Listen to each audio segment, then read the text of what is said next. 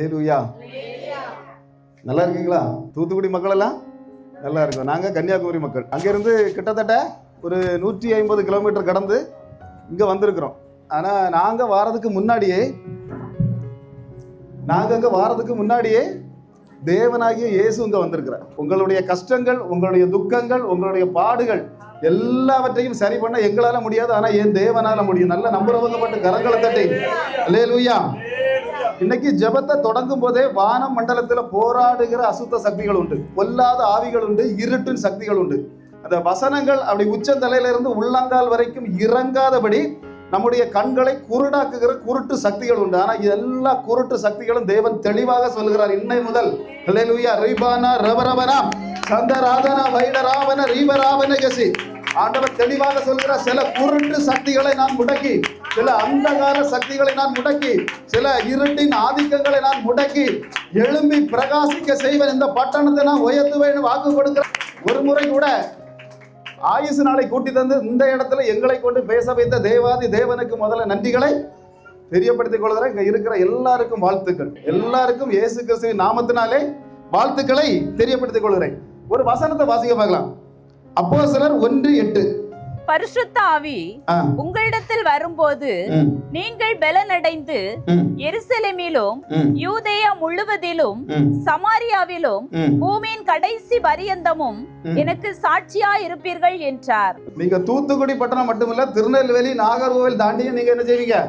சாட்சியாக இருப்பீங்கன்னு ஆண்டவர் தெளிவாக சொல்லுகிறார். அதாவது சாட்சியாக இருக்கணும் அப்படின்னு சொன்னா, யாத்ராகமத்தை எடுத்து பார்க்கும்போது மோசே கிட்ட ஆண்டவர் சொன்னார், நீ இன்ன இடத்துக்கு போகணும் அப்படின்னார். அப்ப போகணும்னு சொன்ன உடனே ஒரு வார்த்தை தான் மோசே சொன்னார், உன் சமூகம் முன்னால போகல அப்படின்னா என்னங்க அனுப்பக்கூடாது, நான் போக மாட்டேன். பார்த்தா 30 லட்சம் ஜனங்கள் அந்த மோசே கிட்ட உண்டு, தீர்க்கதரிசியான மிரியாம் கூட உண்டு, அதாவது ஐடியா கொடுக்கறதுக்கு அண்ணன் கூட உண்டு, செங்கடலையும் பிளக்கக்கூடிய ஒரு கைத்தடி அவன் கையில உண்டு. எல்லாமே இருந்தாலும் மோசே ஒற்ற வார்த்தையில சொல்லுகிறான், நீ உன் சமூகம் போகலைன்னா என்ன அங்க அனுப்பக்கூடாது. இன்னைக்கு அவருடைய சமூகம் இருந்தா மட்டும்தான் என்ன வெளியே அனுப்பணும் ஆண்டவரின் சொல்றவங்க மட்டும். அல்லேலூயா.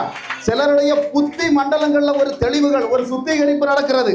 சில பேருடைய சரீர மண்டலத்துல, சில பேருடைய வேதனையினால் இந்த இடத்துக்கு வந்திருக்கிறவங்க, சில பேருடைய சரீர மண்டலத்தில் ஒரு சுத்திகரிப்பு நடக்கிறது. ஆண்டவர் தெளிவாக சொல்லுகிறார், சில பேரை சுத்திகரித்து நான் இங்கிருந்து அனுப்ப போகிறேன், பல இடங்களுக்கு நான் அனுப்ப போகிறேன். பல இடங்களுக்கு போவாங்க. இங்க இருந்து எழுப்பி தூத்துக்குடி பட்டணத்துல இருந்து அநேக இடங்களுக்கு போவீங்கன்னு வாக்கு கொடுக்கிறார். அதாவது அபிஷேகம் இருக்கணும். முதல்ல வெளியே போய் மற்றவங்களுக்கு பிரசங்கம் பண்ணணும் அப்படின்னு சொன்னா அபிஷேகம்ங்கிறது வேணும். ஆனா இன்னைக்கு ஆண்டவர் சொல்றாரு, யாருக்கு எங்க அபிஷேகம் கொடுக்கணுமோ உங்க பிள்ளைகளுக்கு, உங்க தலைமுறைகளுக்கு அபிஷேகத்தை கொடுக்க வேண்டிய இடத்துல நான் கொடுத்து வழி நடத்துவேன்னு ஆண்டவர் சொல்றாரு. பாருங்க, நம்முடைய இயேசு வடக்க வருவேன், தெற்க இருப்பேன், கிழக்க இருப்பேன், மேற்க இருப்பேன் அப்படின்னு சொல்லுகிற ஆண்டவர் எல்லாம் எங்கே 2-3 பேர் கூடி இருப்பாங்களோ அவங்க மத்தியில நான் வந்து இருப்பேன்.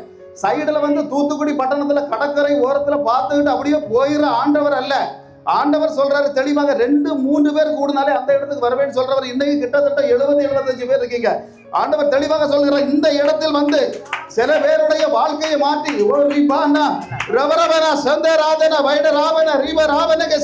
ஆண்டவர் இந்த இடத்துல இறங்கி வந்து ஆசீர்வதிப்பார். ஜெபத்தை தொடங்கின உடனேயே அந்தகார சக்திகள் நமக்கு எதிராக போராடுகிற அந்தகார சக்திகள் நமது குடும்பத்துக்கு எதிராக, சபைக்கு எதிராக, எந்த இடத்துல ஆராதனை நடக்கிறோம் அந்த இடத்துக்கு எதிராக போராடுகிற ஒரு அசுத்த மண்டலங்கள் உண்டு.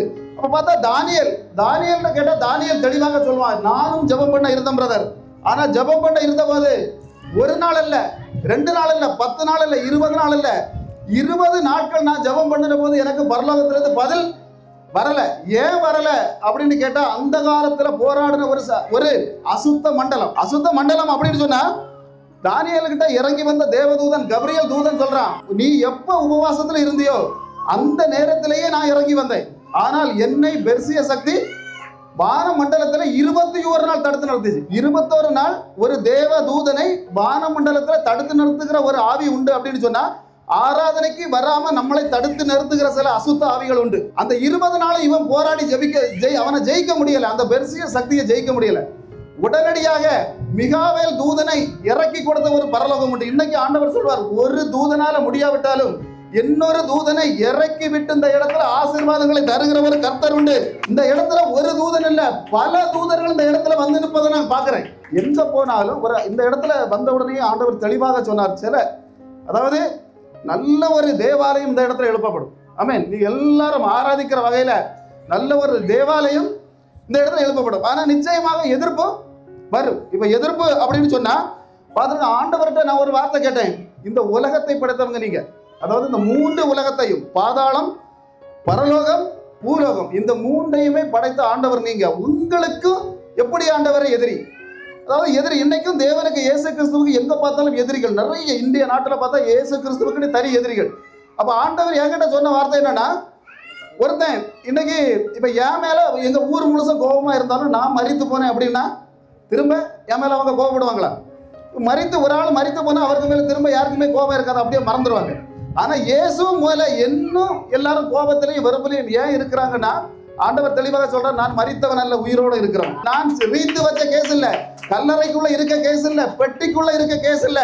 நான் என்றும் உயிரோடு இருந்து என் பிள்ளைகளை ஆசீர்வதிக்கிற கர்த்தர். நல்ல கரங்களை தட்டி ரபரபனா ரிபரபனா சபரபனா சந்தராதனா தெளிவாக ஆண்டவர் சொல்றாரு, நான் உயிரோடு இருந்து என் பிள்ளைகளை ஆசீர்வதித்து அவங்க குடும்பங்களை, இங்க வந்திருக்கிற பிள்ளைகளுடைய தலைமுறைகளை ஆசீர்வதிக்கிற கர்த்தர். உலகத்துல எவ்வளவோ பெரிய ராஜாக்கள், எவ்வளவோ பெரிய பிரபுக்கள், எவ்வளவோ பெரியவர்கள் எல்லாம் அப்படியே மரித்து கல்லறைக்குள் அடைக்கப்பட்ட போது, எல்லாருடைய கல்லறையும் மூடி கிடக்கும் போது திறந்து கிடக்கிற ஒரு கல்லறை உண்டு அப்படின்னு சொன்னா நாங்கள் பிரசங்கிக்கிற இயேசுடைய கல்லறை. அல்லேலூயா. ஏன் ஆண்டவர் கல்லறைக்குள்ள இருந்து ரீத்து வச்ச கேஸ் இல்ல, என் ஆண்டவர் பெட்டிக்குள்ள முடங்கி இருக்கிற கேஸ் அல்ல, ஏன் ஆண்டவர் கல்லறைக்குள்ள முடங்கி இருக்கிற கேஸ் அல்ல. தூத்துக்குடி பட்டணம் அறிய வேண்டியது என்னன்னா, உயிரோடு எழுந்து, அவர் எழுந்த போதே அநேக பேரை எழுப்பி போறவங்களையே உயிரோடு எழுப்புகிற ஒரு கர்த்தர் உண்டு அப்படின்னு சொன்னா, இந்த இடத்துல வந்திருக்கிற உங்களை எழுப்பி அல்லேலூயா அநேக இடங்களுக்கு கொண்டு போய் ஆமென் உங்களை பயன்படுத்துவேன் அப்படின்னு ஆண்டவர் வாக்கு கொடுக்கிறார். அந்த இடத்துல ஒரு மகிமையான ஆலயம், முந்தைய ஆலயத்தை பார்க்கலும் பிந்தின ஆலயம் மகிமையா இருக்கும்னு கர்த்தர் சொல்றார். உலகத்தையே சிரிக்கவும் சிந்திக்கவும் வைத்த ஒருத்தர் இருந்தார். அவருக்கு பேர் என்னன்னா வில்லியம் ஷேக்ஸ்பியர். இவர் இங்கிலாந்து தேசத்துல ஒரு மனிதர். அப்ப இவர் மரித்தார். அப்ப மரிக்கும் போது அந்த கல்லறையில ஒரு வாசகத்தை எழுதி வைத்தாங்க. என்ன வாசகம் அப்படின்னா, இந்த வில்லியம் ஷேக்ஸ்பியர் உறங்கி கொண்டிருக்கிறார். அவருடைய எலும்புகளை தயவு செய்து நண்பா நீ எடுத்து மாற்றிவிட்டாதே, மாற்றிவிட்டால் நீ சபிக்கப்படுவாய். அது ஏன் அப்படின்னா, அந்த காலத்துல என்ன செய்வாங்க, ஒருத்தன் இறந்தாலும் அவனுடைய எலும்புகளை எடுத்து எரிப்பாங்க, இல்லை ஏதாவது ஒன்று செய்வாங்க. அப்ப அந்த காரியத்தினால அந்த கல்லறையில இப்பவும் ஒரு எழுத்து இருக்கு, இந்த கல்லறையின் எலும்புகளை எடுத்து நீ என்ன செய்யக்கூடாது, எவனாவது எடுத்து மாத்தின அவன் சபிக்கப்படுவான். அப்ப இந்த உலகத்திலே 31 ஆண்டுகள் வாழ்ந்து ஆக 11 வருஷத்துல உலகத்தை முழுவதையும் சுற்றி பிடித்த ஒரு ராஜா இருந்தார், மகா அலெக்சாண்டர். இந்த மகா அலெக்சாண்டர் ஒரு நாள் மரணம் அடைந்தார். அப்ப மரணம் அடைந்த போது அந்த கல்லறையில இப்பவும் எழுதி வச்சிருக்கிறாங்க, மகா அலெக்சாண்டர் உள்ளே தூங்கி கொண்டிருக்கிறார், தயவு செய்து யாரும் எழுப்பிடாதீங்க, அவர் உறங்கி கொண்டிருக்கிறார் அப்படின்னு. ஆனா இயேசுவுக்கு கல்லறைக்குள்ள எலும்பை எடுத்து மாத்தா தண்ணி இல்லை எழுதுனது, அங்க இயேசு கிறிஸ்து உள்ள உறங்கிட்டு இருக்காருன்னு இல்லை எழுதுனது. அவர் அங்கே இல்லை, கல்லறைக்குள்ள இல்லை என் தேவன். அல்லேலூயா. இன்னைக்கு அந்த கல்லறையில எழுதி வச்சிருக்கிற ஒரே வாசகம், அவர் கல்லறைக்குள் இல்லை, அவர் பெட்டிக்குள் இல்லை. இன்னைக்கு தூத்துக்குடி பட்டணம் அறிய வேண்டியது, நாங்கள் பிரசங்கிக்கிற தேவன் இயேசு ஒரு நாளும் கல்லறைக்குள் இருக்கிற ஆண்டவர் அல்ல, நல்ல கரங்க பெட்டிக்குள்ள முடங்குகிற கேஸ் அல்ல என் தேவன். சிலருடைய உயிர்த்து எழுப்பி வந்த ஆண்டவர் இன்னைக்கு சிலருடைய வாழ்க்கையை மாற்றுவேன்னு சொல்றார். சில பேருடைய பிள்ளைகளின் வாழ்க்கைகளை நான் மாற்றுவேன்னு சொல்றேன். சில குடும்பங்கள், சில தலைமுறைகள் இங்க வந்திருக்கிறவங்க ஆசீர்வதிக்கப்படுவாங்க. ஒருவேளை நீங்க வந்திருக்கலாம், என்னுடைய வீட்டுல சில பேர் நோயா இருக்காங்களே, என்ன செய்யறது பிரதர்? நீங்க இங்க இருந்து ஜபிக்கும் போதே, இங்க இருந்து வசனம் புறப்படும் போதே பெட்ல இருக்கவங்க எழும்ப போறாங்க. ஆண்டவர் தெளிவாக சொன்ன சில விடுதலை, சில சுத்திகரிப்பு புத்தி மண்டலங்களில், உங்க இருதய மண்டலங்களில் ஒரு சுத்திகரிப்பு நடக்கிறது இயேசுவின் நாமத்தினாலே. அந்த வசனத்தை ஒரு தடவை கூட வாசிக்க பார்க்கலாம். அப்போஸ்தலர் 1:8. பரிசுத்த ஆவி உங்களிடத்தில் வரும்போது நீங்கள் பலனடைந்து எருசலேமிலும் யூதேயா முழுவதிலும் சமாரியாவிலும் பூமியின் கடைசி பரியந்தமும் எனக்கு சாட்சிகளா இருப்பீர்கள் என்றார். இதுல 3 இடம் சொல்லி இருக்கு. என்ன இடம்? ஒண்ணு யூதேயா, இன்னொன்னு சமாரியா, இன்னொன்னு எருசலேம். இப்ப 3ஐயும் பற்றி பேசுறதுக்கு நேரம் இல்ல. ஆனா ஒன்ன பற்றி, எருசலேம்ல ஆலயம் எப்படி கட்டப்பட்டது, அதாவது தேவன் என்கிட்ட வந்து சொன்ன வார்த்தை ஆலயம் கட்டப்படும். அப்ப ஆலயம் கட்டப்படும்னா எருசலேம்ல முதல்ல எப்படி ஆலயம் கட்டப்பட்டது, அந்த எருசலேமில் இருந்து எழும்பி இவங்க எப்படி பிரகாசித்தார்கள், இதை மட்டும் சொல்லி இன்னைக்கு எங்களுடைய காரியத்தை நாங்க முடிக்க போறோம். முடிச்சுட்டு நாங்க 10-11 மணினா நாங்க கிளம்பிடுவோம். ஆனா இயேசு கிறிஸ்து இங்க இருந்து கிளம்ப மாட்டார். அல்லேலூயா. ஒரு நாளும் கிளம்ப மாட்டார். அவர் உங்க கூட இருப்பார். நாங்க அவரோட ஒரு மாதம் கழிஞ்சு தான் வருவோம். ஆண்டவராகிய இயேசு என்னைக்கு உங்க கூட இருப்பேன் வாக்கு கொடுக்கிறார். இப்ப பாருங்க, எருசலேம் அப்படின்னு சொன்னா, இப்ப எருசலேம்ங்கிறது நம்ம வந்து முதல்ல பைபிள வேதாகமத்தை திறந்து பார்க்கும்போது 5 புத்தகங்கள்ல எருசலேம்ங்கிற பேர் இல்ல. யோசுவா 10:1 அதுலதான் போட்டிருக்கு என்னது, முதல்ல இந்த எருசலேம் அப்படிங்கிற பேர் வருது. அப்ப எருசலேம் பேர் வாரதுக்கு முன்னாடி இந்த இடம் எப்படி அறியப்பட்டது அப்படின்னு சொன்னா, சாலேம் அப்படின்னு அறியப்பட்டது. சாலேம்ங்கிற பேர் ஆதியாகமத்துல வருகிறது. ஆதியாகமம் 14:18 எடுத்து வாசிக்க பார்க்கலாம். ஆதியாகமம் 14:18. அன்றியும் உன்னதமான தேவனுடைய ஆசாரியராய் இருந்த சாலேமின் ராஜாவாகிய மெல்கிசேதேக்கு அப்பமும் திராட்சைரசமும் கொண்டு வந்து. அப்ப சாலேமின் ராஜாவாகி, அதாவது எருசலேமின் ராஜாவாக இருந்த மெல்கிசேதேக், இவரை பற்றி சொல்லப்படுது. இதுதான் ஆதியாகமத்துல முதல்ல எருசலேமை பற்றி சொல்லப்படுகிறது. எருசலேம்ங்கிற பேர் வந்து யோசுவா புத்தகத்துல முதல்ல வருது. அப்ப எருசலேம் எப்படி கட்டப்பட்டது அப்படின்னா, தாவீது ராஜா முதல்ல ஆட்சியில் வருகிறார். அப்ப ஆட்சியில் வரும்போது இவருக்கு கூட ரொம்ப படைகள் எல்லாம் ஒண்ணும் இல்லை. ஒருவேளை ஒரு கூடி போனா இப்ப நம்ம இருக்கிற மாதிரி கொஞ்சம் ஆட்கள் அவர் கூட இருந்தாங்க. அப்போ எபூசி பட்டணத்தை பிடிக்க போனோம். அப்ப எபூசி பட்டணத்துக்குள்ள எபூசியர்கள் இருக்காங்க. அப்ப அவங்கள பிடிக்க போகும்போது அங்க இருந்தவங்க ஒரு நக்கலா ஒரு வார்த்தை பேசினாங்க. அல்லேலூயா. இன்னைக்கு உங்க ஆராதனைக்கு வரும்போது யாராவது பக்கத்துல இருந்து நக்கலாக பேசுவாங்க. ஆனா அந்த இடத்துல நக்கலாக தாவீது ராஜா கிட்ட பேசினாங்க. என்னன்னா, நீ நினைச்சா ஒண்ணும் இந்த எபூசி பட்டணத்தை பிடிக்க முடியாது. ஆனா அவங்க லட்சக்கணக்கான ஜனங்கள், நீ அந்த ஊர்ல இருக்கக்கூடிய குருடர்கள் சப்பானிகள் இருக்கிறாங்க. இந்த குருடர்களின் சப்பானிகளையும் மட்டும் கூட நீ என்ன செய்ய முடியாது, ஜெயிக்க முடியாது. மற்றவங்களை ரெண்டாவது பார்த்துக்கலாம், இவங்களை மட்டும் கூட நீ என்ன செய்ய முடியாது, அதை ஜெயிக்க முடியாதுங்கிற பரியாசம் பண்றாங்க. அப்ப பரியாசம் பண்ணோன்னா இவர் ஒரு வார்த்தை சொன்னார், இந்த குருடரையும் சப்பானிகளையும் யார் ஜெயிக்கிறாங்களோ அவங்கள இந்த கூட்டத்துக்கு தலைவனாக்குவேன். அப்ப இந்த காரணத்தினால மற்றவங்க எல்லாம் என்ன புரிஞ்சுக்கிட்டாங்கன்னா, குருடர்களையும் சப்பானிகளையும் இந்த தாவீதுக்கு பிடிக்காது அப்படின்னு நினைச்சிட்டாங்க. அப்படி பிடிக்காது நினைச்சதுனால தான் இந்த குருடர்களும் சப்பானிகளும் இனி இந்த ஜீவிதத்தில் எங்க வரக்கூடாது, ஆலயத்துக்குள்ள வரக்கூடாது, எல்லாருமே வெளியே தான் இருக்கணும் அப்படின்னு சொல்லி எல்லாரும் வெளியாக்குனாங்க. அப்ப இயேசு கிறிஸ்து அங்க போகும்போது கூட அங்க இருந்த குருடர்களும் சப்பானிகளும் தாவீதின் மகனேன்னு சொன்னாங்க, தாவீதின் குமாரனை. ஏன் அப்படி சொல்றாங்க அப்படின்னா, தாவீதால வெளியே தள்ளப்பட்டவங்க உள்ள கொண்டு வரணும்னா தாவீதின் குமாரனால தான் முடியும். அல்லேலூயா. இன்னைக்கு தேவனை அறிந்து நீங்க ஆராதிப்பீங்கன்னு சொன்னா உங்க விடுதலை உங்களுக்கு சம்பவிக்கும். எதன் மூலமாக உங்களுக்கு உங்க ஆசீர்வாதம் விட்டு போனதோ அந்த ஆசீர்வாதம் தேவனை இன்னார் என்று நீங்க அறிந்து ஆராதிப்பீங்கன்னு சொன்னா என்ன நடக்கும், உங்களுக்கு ஆசீர்வாதம் உங்க குடும்பங்களுக்குள்ள தங்கும். அப்ப என்ன ஆச்சுன்னா, தாவீது ராஜா ஈஸியாக அந்த எபூசி பட்டணத்தை பிடித்தார். எபூசி பட்டணத்தை பிடித்தா முதல்ல அந்த எருசலேம்ங்கிற பேர்ல தன்னுடைய தலைநகராக இவர் மாற்றுகிறார். சரி, இப்ப மாற்றியாச்சு, எருசலேம்ங்கிற பேர் வந்தாச்சு. அப்ப எருசலேம்ல பேர் வாரதுக்கு முன்னாடி அங்க ஒரு சம்பவம் நடந்தது. உங்களுக்கு எல்லாம் தெரியும். ஒரு 100 வயசு ஆகிற ஒரு தாத்தா அங்க இருந்தார். அவருடைய மனைவிக்கு 90 வயசு. 100 வயசு தாத்தாவுக்கு, மனைவிக்கு 90 வயசு.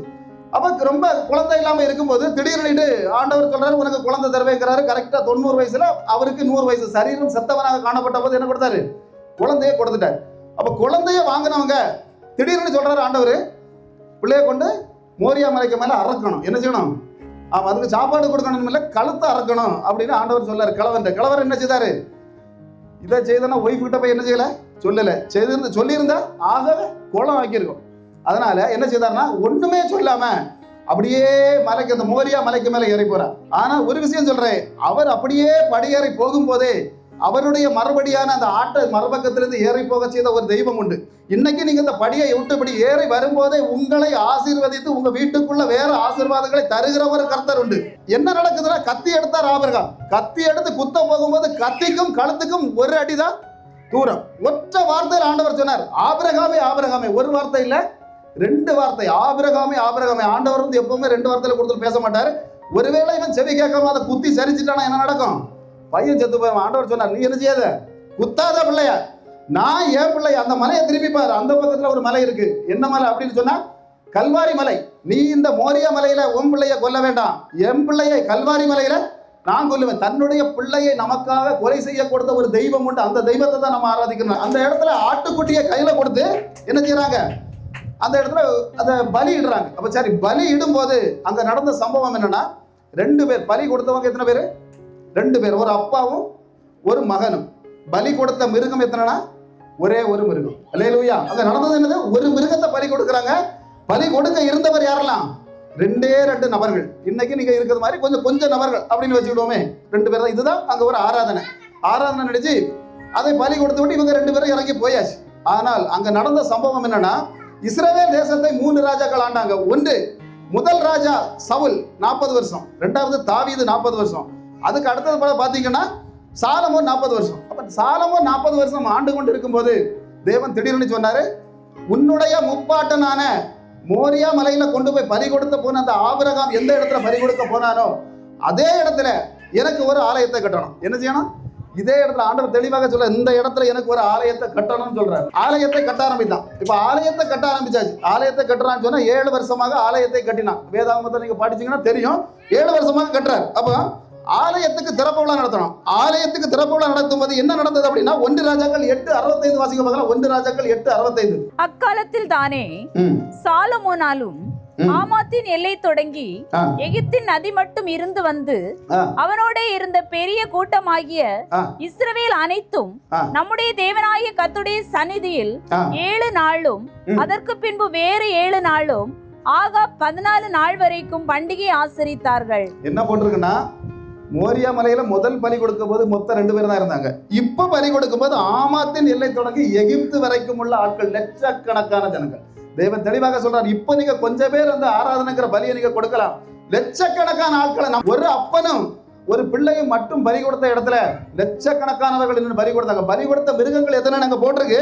22,000 ஆடுகள், 1,20,000 ஆடுகள், இவ்வளவத்தையும் சேர்த்து பலி கொடுத்தாங்க. ஒரே ஒரு ஆட்டை மட்டும் பலி கொடுத்த ஒரு இடம். ஆனா இன்னொரு விஷயம் சொல்லப்பட்டிருக்கு, ராஜாவும் மற்றவர்களும் நின்று திறந்தார்கள். இங்க தொடங்கக்கூடிய ஆலயங்களை ராஜாக்கள் வருவாங்க திறந்து வைக்கிறது. இப்ப சாலமோன் ராஜாவுக்கு என்ன ஆச்சுன்னா, திரும்பவும் ஆலயத்தை கட்டணுங்கிற ஆசை வரல. ஒரு ஆலயத்தை கட்டிட்டாரு, திரும்பவும் ஒரு ஆசை வந்தது. என்ன ஆசைன்னா, திரும்பவும் என்ன ஒரு 3-4 ஆலயத்தை கட்டினா நல்லா இருக்குமே அப்படிங்கிற ஆசை வரல. 2-3 பொண்ணு கட்டினா, என்ன கட்டினா, பெண்ணு கட்டினா நல்லா இருக்குமே அப்படிங்கிற ஒரு ஆசை வந்தது. அவர் என்ன கட்டினார் அப்படின்னா, 700 மனைவிகளும் 300 வைப்பாட்டிகளும், 1000 பேரை எத்தனை செய்தாரு இந்த ராஜா? தேவனுடைய ஆலயத்தை கட்டின ஒரு ராஜா 1000 மனைவிகளை திருமணம் செய்தார். திருமணம் செய்தால் அதில் கீழே போட்டிருக்கு, இந்த மனைவிகள் அவரை சீர்கட்டு போக பண்ணினார்கள். அப்ப சீர்கட்டு போக பண்ணினதுனால அங்க நடந்த சம்பவம் என்ன அப்படின்னா, பாருங்க, சீர்கட்டு போனா இப்ப தூத்துக்குடிக்கு வர வேண்டியவங்கள திடீர்னு அப்படியே திருநெல்வேலி பக்கத்துல திருப்பி விட்டாங்கன்னு இல்ல, தேவனுடைய ஆலயத்துக்கு வர வேண்டியவங்களை திருப்பி அஸ்ரோத்துன்னு சொல்லக்கூடிய நிர்வாண தேவதையுடைய ஆலயங்களுக்கு கொண்டு போனாங்க. மில்கம் என்று சொல்லப்படக்கூடிய பாழான அருவருப்பு தெய்வங்களை கொண்டு வணங்க செய்தாங்க. யார? ஆலயத்தை கட்டின சாலமோன் ராஜாவை இவங்க செய்த காரியம். 1000 மனைவிகள். இப்ப ஒரு மனைவி இருந்தாலே நம்ம அட்ஜஸ்ட் பண்ணது பெரிய கஷ்டம். ஆனா இங்க இவர் என்ன செய்தார்? 1000 மனைவிகளை வைத்து கொண்டு போய் இப்படி நடத்துறதுனால இவருடைய காரியங்கள் என்னாச்சு? அப்ப ஆண்டவர் ஒரு வார்த்தை சொன்னார். அது என்ன வார்த்தை அப்படின்னா, 9:7-8 வாசிக்க பார்க்கலாம். 1 ராஜாக்கள் 9:7-8. நான் இஸ்ரவேலுக்கு கொடுத்த தேசத்திலே அவர்களை வைக்காதபடிக்கு நிர்மூலமாக்கி என் நாமம் விளங்க நான் பரிசுத்தமாக்கின இந்த ஆலயத்தை என் சமூகத்தை விட்டு தள்ளுவேன். அப்பொழுது இஸ்ரவேல் சகல ஜனங்களுக்குள்ளும் பழமொழியாகவும் வசை சொல்லாகவும் இருப்பார்கள்.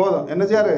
ஆலயத்தை நான் இடிப்பேன் அப்படின்னு ஆண்டவர் சொல்றேன். ஏன்னா அந்த அளவு இவங்க மோசமாக போன காரணத்தினால ஆலயத்தை இடிப்பேன். 1-2 தீர்க்கதரிசிகள் இல்ல, 6 தீர்க்கதரிசிகள், ஏசாயா, எரேமியா, எசேக்கியேல், மீகா, செப்பனியா, ஆபகுக், இப்படின்னு 6 தீர்க்கதரிசிகளை கொண்டு ஆண்டவர் சொன்னாரு, இந்த ஆலயத்தை நான் இடிப்பேன். அப்ப பாருங்க, யூதாவின் கடைசி ராஜாவாக, யூதாவுடைய ராஜாக்களாக 19 ராஜாக்கள் இருந்தாங்க. அதுல கடைசி ராஜா சிதேக்கியா. இந்த சிதேக்கியாவுடைய ராஜ்யத்துல அவங்க தெளிவாக ஆபகுக்கு சொன்னார், எப்படின்னா, பாபிலோனில் இருந்து வந்து உன்னை பிடித்து கொண்டு போய் உன்னுடைய கண்களை குத்தி என்ன செய்வாங்க? குருடாக்குவார்கள் அப்படின்னு சொன்னார். அந்த நேரத்தில் இந்த சிதேக்கியா ராஜா பாருங்க, அங்கிருந்து பாபிலோன் படைகள் நேபுகாத் நேச்சார்ங்கிற ராஜாவுடைய தலைமையில வர்றாங்க. அங்க என்ன நடக்குதுன்னா, அந்த இடத்திலேயே இவனை பிடிக்க போகும்போது புறவாசலோடு சாடி என்ன செஞ்சான்? ஓடிட்டான். அப்படித்தானே? நம்மளை இப்ப பிடிக்க வந்தாலும், போலீஸ் பிடிக்க வந்தாலும் புறவாசலோடி நம்ம ஓடிடுவோம். அவன் பாருங்க ஓடிட்டான். ஓடின போது இவனை விரட்டி எரிக்கோவலை வச்சு பிடிச்சாங்க. பிடிச்சது மட்டுமல்ல, அவருடைய கண்களை குத்தி, ஆலயத்தின் மகிமை மாறின போது அவனுக்கு கண்களை குத்தி அவனை தெரு தெருவாக இழுத்து போய் அவனுடைய பிள்ளைகளை அந்த இடத்துல கண்ட துண்டமாக வெட்டி போட்டார்கள். ஆமென். இப்ப பாருங்க, அந்த இடத்துல வெட்டி போட்டது மட்டுமல்ல, அந்த தீர்க்கதரிசிகள் சொன்னது போல 70 வருடம் அங்க கொண்டு போய் பாபிலோன்ல சிறையாக வைத்திருந்தாங்க. அப்ப 70 வருடம் அவ்வளவு கஷ்டத்துல இருந்த ஜனங்களுக்கு திடீர்னு ஆண்டவர் சொன்னார், 70 வருஷம் முடிந்து போச்சு, இனிமே நீங்க என்ன செய்யலாம்? ஆலயத்தை கட்டலாம் அப்படின்னு சொல்லி ஒரு அனுமதியை கொடுத்தார். அந்த இடத்துல இருந்து கோரேஸ் ராஜா அப்படிங்கிற ஒரு ராஜாவுடைய தலைமையில அங்கிருந்து என்ன சாதனங்களை இந்த நேபுகாத்நேச்சர் அங்க கொண்டு போனாரோ அந்த சாதனங்களை எல்லாம் திரும்ப இவங்க கையில கொடுத்து விட்டாங்க. ஆண்டவர் இன்னைக்கு தெளிவாக ஒரு விஷயத்த சொல்றாரு, உங்க கையில இருந்து சாத்தான் எதையெல்லாம் பறித்திருக்கிறானோ அத்தனையும் திரும்ப தர வேண்டும் வாக்கு கொடுக்கிறார். பாருங்க, முதல்ல எஸ்ரா தலைமையில ஒரு 18,000 பேர் அங்க இருந்து கிளம்புறாங்க. ரெண்டாவது பாத்தீங்கன்னா அர்த்தசாஸ்திர ராஜாவோட அந்த ராஜ்யம் ஆண்டு கொண்டு இருக்கும் போது அங்க இருந்து 50,000 பேர் நெகேமியா தலைமையில அவங்க கிளம்புறாங்க. அதுக்கடுத்து செருபாபேல் தலைமையில ஒரு 18,000 பேர். இப்படி அளவுக்கு அதிகமான ஜனங்களுக்கு திரும்பி வந்து ஆலயத்தை கட்டினாங்க. ஆலயத்தை கட்டினாங்க, ஒரு குரூப் மதிலை கட்டினாங்க.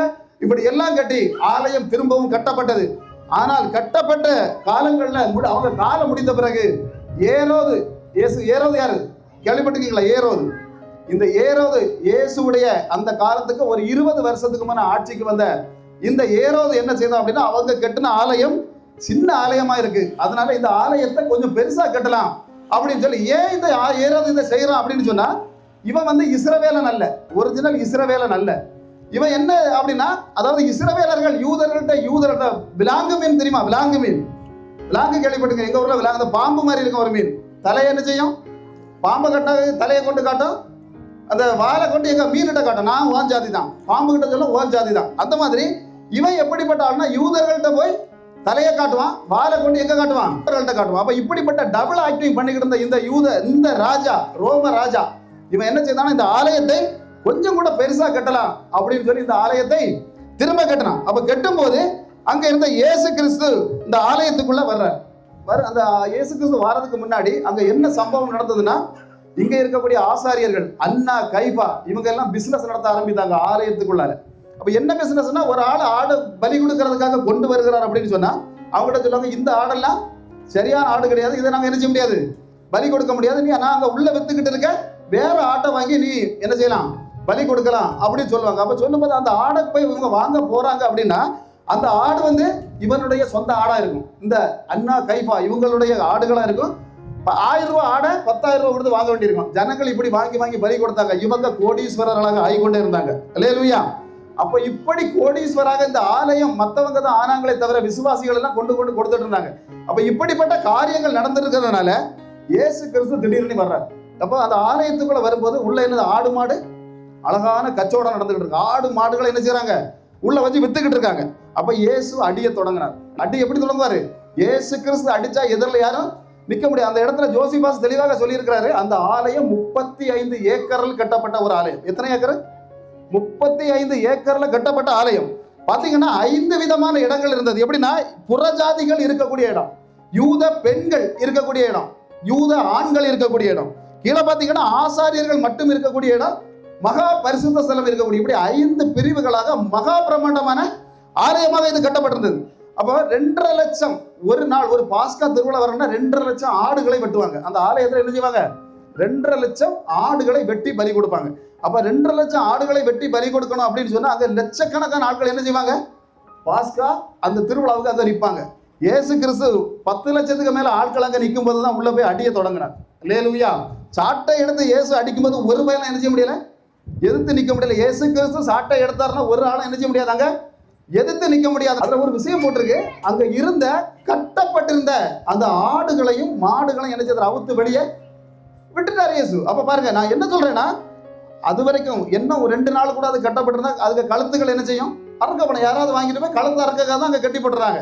அப்ப இயேசு வந்ததுனால நாளைக்கு கழுத்து அறுக்கப்பட வேண்டிய இந்த மிருகங்களுக்கு என்னது கிடைச்சு, விடுதலை கிடைச்சது. அப்ப இயேசு வந்துட்டார் ஒரு வீட்டுக்குள்ளனா, ஒருவேளை முதல்ல அடி கிடைக்கும், ஆனாலும் விடுதலையும் கிடைக்கும். எனக்கு விடுதலையா, குடும்பத்துக்கு விடுதலையா, கோத்திரத்துக்கே ஒரு விடுதலை உண்டு ஆண்டவரே சொல்றவங்க மட்டும் நல்ல வரத்துக்கு நேராக கரங்களை தட்டி.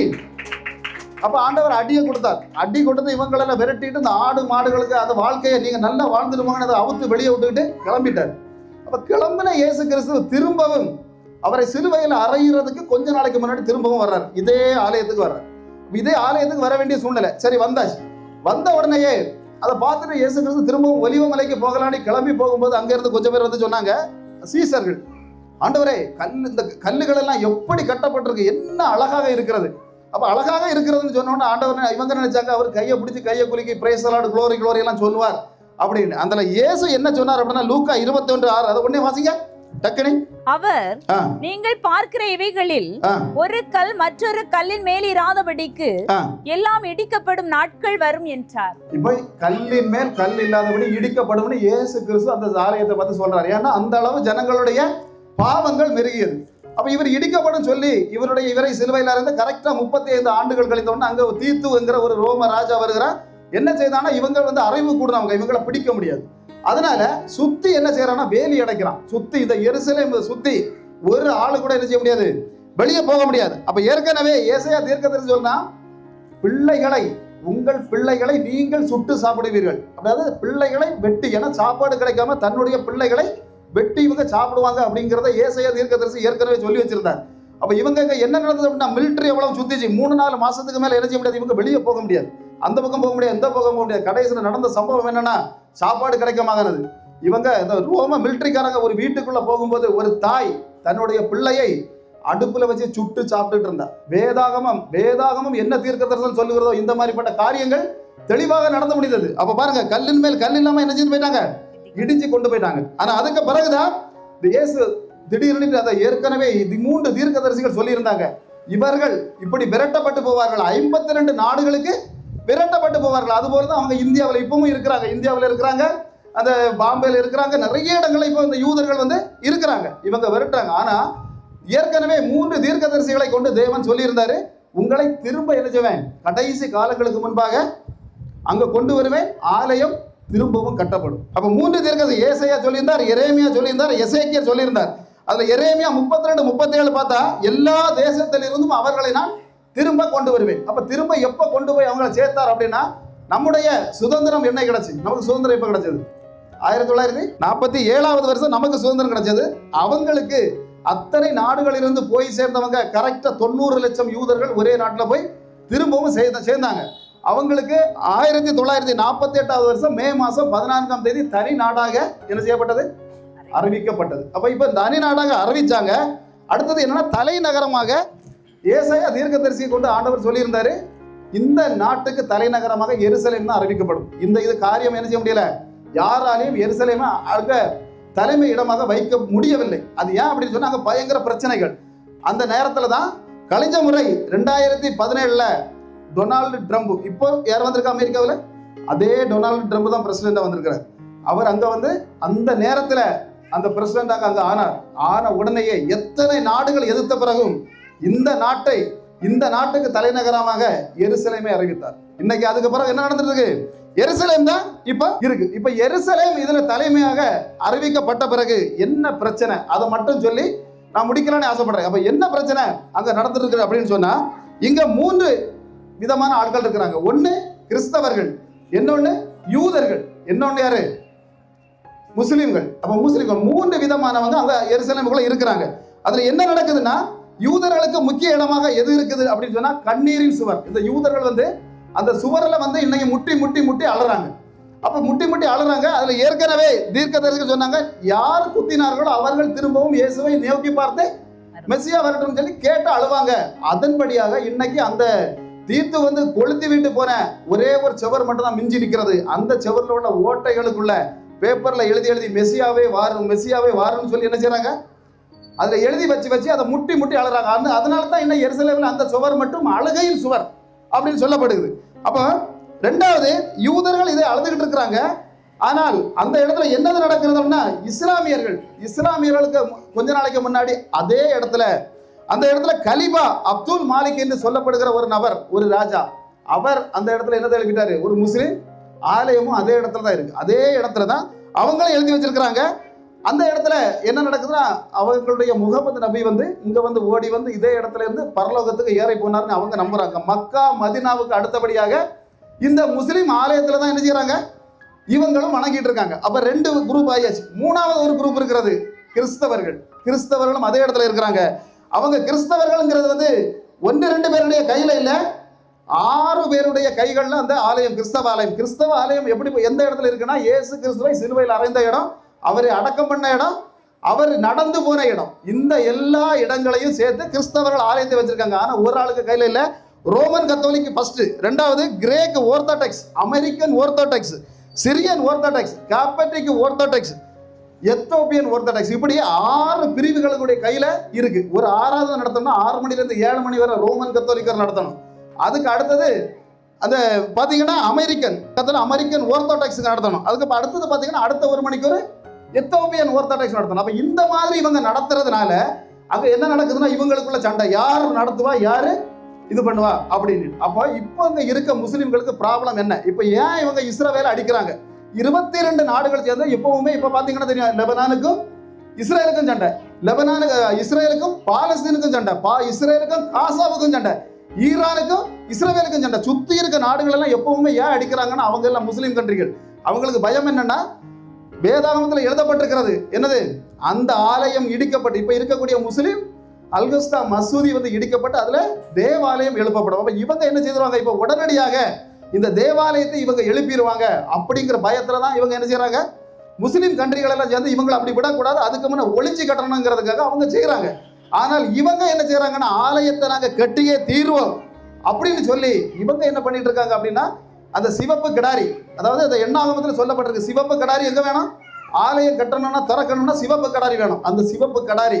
அதுபோல அந்த ஆசாரியர்களுடைய உடைகள், அப்ப அதுல வேற என்னதெல்லாம் வேணுமோ எல்லாத்தையும் என்ன செய்துட்டாங்க, கொண்டு இவங்க ரெடி பண்ணி வச்சுட்டு இருக்காங்க. எப்ப அந்த அதாவது அமெரிக்காவில இருந்து இறக்குமதி பண்ணியிருக்கிறாங்க இந்த கிடாரிகள், அது நிறைய நூற்றுக்கணக்கான கிடாரி. இதுல எது பழுதற்றதாக இருக்கிறதோ அந்த பழுதற்றாம இருக்கக்கூடியதை கொண்டு என்ன சொல்லுவாங்க, பலி கொடுத்து ஆசாரிகளை ரெடி பண்ணியாச்சு. ரேவியர் குலத்தில் உள்ள ஆசாரிகளையும் அவங்க ரெடி பண்ணிட்டாங்க. அப்ப கரெக்டா அந்த நேரத்துல இவங்க அதை இடிக்க போறாங்க. அங்க என்ன நடக்க போகுது, பிரச்சனை நடக்க போகுது. அப்போ வேதாகமம் என்ன சொல்லுகிறது அப்படின்னு சொன்னா பாருங்க, மத்தேயு 24:15 வாசிங்க டக்கனி. மத்தேயு 24:15 அதானே. மேலும் பாழாக்குகிற அருவருப்பை குறித்து தானியேல் தீர்க்கதரிசி சொல்லி இருக்கிறானே, வாசிக்கிறவன் சிந்திக்க கடவன். நீங்கள் அதை பரிசுத்த ஸ்தலத்தில் நிற்க காணும் போது. சரி, பரிசுத்த ஸ்தலத்தில் எது நிற்கும், பாழான அருவருப்பு போய் நிற்கும். அப்படின்னா என்ன அர்த்தம்னா, இந்த ஆலயம் இப்போ 3 பேருக்கும் சம்பந்தமான ஆலயம் அங்க இருக்கு, அதை யாரும் தனியாட்டி இடிக்க முடியாது.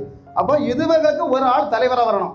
கிறிஸ்டின்ஸுக்கு, முஸ்லீம்களுக்கு, யூதர்களுக்கு ஏமாத்துவான். இவன் வந்து ஏமாத்துவான். நம்ம எல்லாரும் சேர்ந்து ஒன்று செய்வோம், என்ன செய்வோம், இதெல்லாம் இடிச்சுட்டு ஒரு ஆலயத்தை நாம கட்டுவோம் அப்படின்னு அந்தி கிறிஸ்துங்கிற ஒருத்தர் தலைமையில என்ன நடக்கும், ஆலயம் திரும்ப கட்டப்படும். ஆலயம் கட்டப்படும் போது அந்த வசனம் சொல்லுது, பாழான அருவருப்பு என்ன செய்யும், உள்ள போய் நிற்கும். அதுல பாத்தீங்கன்னா அடுத்த வசனத்துல சொல்லியிருக்கு, 2 தெசலோனிக்கேயர் 2:3 நாள்ல தன்னை உயர்த்துகிறவன் ஆலயத்திற்குள் போய் நிற்பான். அப்ப இவன் வந்து உள்ள போய் நிற்பான், நான் தான் கடவுள் அப்படின்னு போய் நிற்பான்.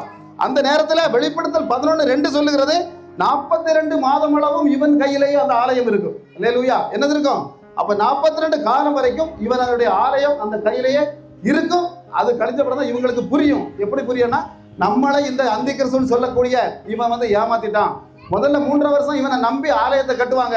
3 வருஷத்துக்கு பிறகு ஆலயத்துக்குள்ள போய் தேவனாக இவன் இருக்கும்போது எல்லாருக்கும் தெரிஞ்சு போவோம், இங்க இருக்கிறது அந்தி கிறிஸ்து அப்படிங்கிறவனால தெரிஞ்சதுனால இவங்க என்ன செய்வாங்க அப்படின்னு சொன்னா, அதுக்கு பிறகு ஆண்டவரை நோக்கி அழ ஆரம்பிப்பாங்க. அல்லேலூயா. அப்ப வேதம் என்ன சொல்லுதுன்னா, அந்த நேரத்துல அதாவது ரொம்ப நெருங்கி வந்துட்டோம், ரொம்ப நெருங்கினா பக்கத்துல வந்துட்டோம், திரும்பவும் ரொனால்டு டம்பு வந்தாச்சு, வந்து இதெல்லாம் சரிக்கு சமமாக அந்த ஆலயம் இடிக்கப்பட்டு கட்டக்கூடிய நாட்களும் வந்தாச்சு. ஆனா ஒரே ஒரு சம்பவம் தான் நடக்கும், மேல இருந்து இயேசு கிறிஸ்து ஒலிவ மலையில் இறங்கி வருவார். ஒலிவ மலையில் இறங்கி வந்து இந்த அந்தி கிறிஸ்துவ என்ன செய்வாரு. அப்ப ஏன் ஒலிவ மலையில் இறங்கி வருகிறார் அப்படின்னா, அவர் அங்க இருந்து தான் மேல ஏறி போனார். அப்ப ஏறி போகும்போது அங்க 2 தூதர்கள் நின்னாங்க. 2 ஒரு வார்த்தை சொன்னாங்க, கலிலேய மனுஷரே வானத்தை அண்ணாந்து பார்த்து, நீங்க இப்படி போன இயேசு கிறிஸ்து அப்படியே திரும்ப வருவார். அப்ப வருவார்னு சொன்னதுனால அந்த இடத்துல கரெக்டா வருவார். ஆனா இயேசு கிறிஸ்து முதல் வருகையில வரும்போது ஒரு தூதன் தான் சொன்னான். எப்படி சொன்னா, மரியாள்கிட்ட போய் சொன்னா ஒரு பாலகனாக பிறப்பார், அவர் வருவார். அப்ப ஒரு தூதன் சொன்னான். ஆனா இப்ப 2 தூதர்கள் சொல்லியிருக்காங்க, திரும்பவும் அதே இடத்துக்கு இறங்கி வருவார். அப்ப திரும்பவும் இயேசு கிறிஸ்து அந்த இடத்துக்கு திரும்பி வரக்கூடிய நாட்கள் ரொம்ப நெருங்கி, கடைசி காலம் இது. இதெல்லாம் ரொம்ப விரிவாக நம்ம சொல்லணும்னா என்ன நிறைய நேரம் ஆகி போயிடும். அதனால இயேசு கிறிஸ்து என்ன செய்றாரு, திரும்ப வந்து இவனை அழிக்கிறார்னு போட்டிருக்கு. அழிக்கிறது மட்டுமில்ல, அவங்க இப்ப அடைச்சி வச்சு முன்னாடி கல்லறை கட்டி அடைத்து வைத்திருக்கக்கூடிய கிழக்கு வாசல் வழியாக தான் இயேசு கிறிஸ்து எருசலேமுக்குள்ள நுழைவார்னு போட்டிருக்கு. எருசலேமுக்குள் இயேசு நுழையும் போது 1000 வருட அரசாட்சி நடக்கும். அங்க நாம எல்லாம் அவரு கூட என்ன செய்வோம், நாம மரித்து போறதுக்கு வந்த கூட்டம் இல்லை. அதைத்தான் நாங்க சொல்ல வந்தேன். அல்லேலூயா. இன்னைக்கு தூத்துக்குடி பட்டணம், இன்னைக்கு டொனால்டு ட்ரம்ப் திரும்ப ஏற்கனவே ஒரு தீர்க்க தரிசனத்தை நடத்தி முடித்த அதே டொனால்டு ட்ரம்ப் திரும்பவும் ஆட்சிக்கு வந்திருக்கிறார் அப்படின்னு சொன்னா அடுத்துள்ள தீர்க்க தரிசனம் நிறைவேற போகிறது. ஆமென். நாம எல்லாம் மரணம் காணாமல் தேவனோடு 1000 வருடம் அரசாட்சிகளை நம்ம ஈடுபட போறவங்க. தேவ நாமத்துக்காக இனி ஒரு தடவை நம்ம திரும்ப வந்தா, ஆண்டவருடைய வருகை தாமதித்தால் மீதி உள்ள காரியங்களை குறித்து நாம பார்க்கலாம். கர்த்தர் தாமே இந்த வார்த்தைகளை பரிசுத்தப்படுத்துவாராக. ஆமென்.